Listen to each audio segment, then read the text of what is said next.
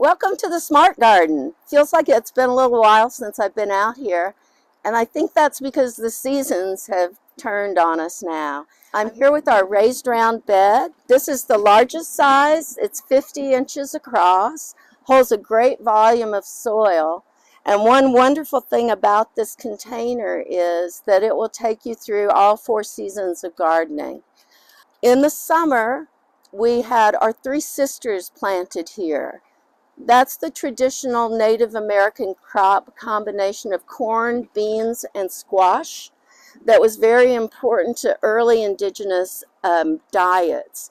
The beans, as they grow, the beans fix nitrogen into the soil, enriching your soil for the next season and helping both the corn and squash thrive, as those are heavy nitrogen users.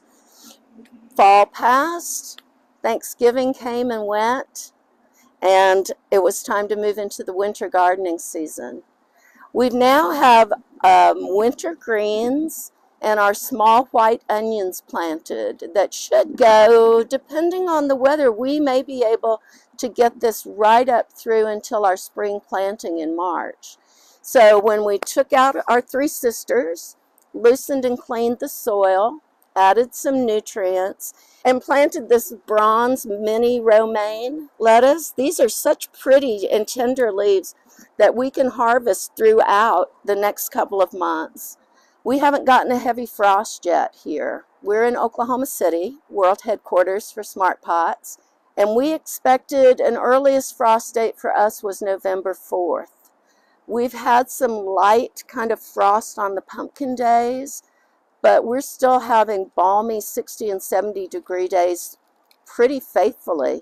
So the romaine, the bronze romaine, the green and purple cabbage, here we've planted little white onions and mustard greens. So all of these are superfoods, and we can snip and use these as fresh produce from our garden into our kitchens and onto our tables for the next, I don't know, foreseeable, I guess, as long as we keep some water here to help them keep healthy root systems. We're continuing, I feed with a fish fertilizer, fish emulsion once a week, but you can use any natural foods that you've had good experiences with.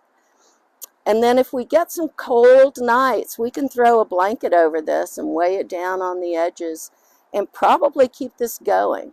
Depends, of course, on the weather, but in the meantime, we've already got a growing salad bowl and greens, healthy greens and some onions to enjoy for the next few weeks at least. Thanks for joining us. It's fun to get out in the sunshine when the weather permits. It's wonderful to be able to reuse the materials that we invested in, our soil and our round raised bed, and to have things growing even in December. So I hope your gardening's going well. I sure hope that you tell us what you're doing. Send us some pictures. We love to hear from you. Thanks for joining us, and happy winter gardening.